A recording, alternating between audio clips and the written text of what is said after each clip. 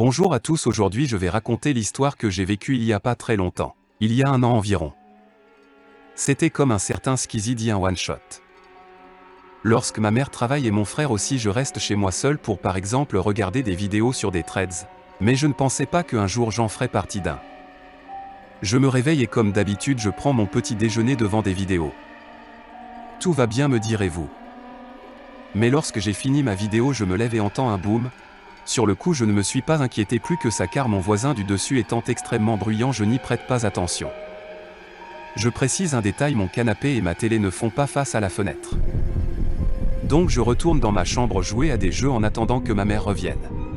Tout se passe bien lorsque je commence à avoir froid et donc je vais dans le salon, la pièce la plus chaude. Mais je remarque que la porte-fenêtre est ouverte et je suis sûr que je ne l'ai pas ouverte et que ma mère non plus car elle ne supporte pas qu'elle soit ouverte.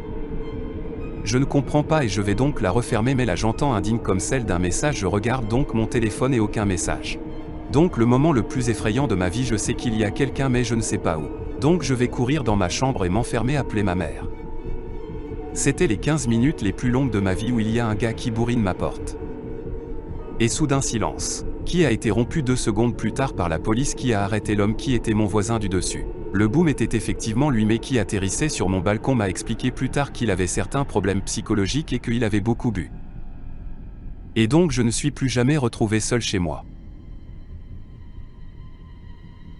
Suivez-nous pour plus d'histoires effrayantes.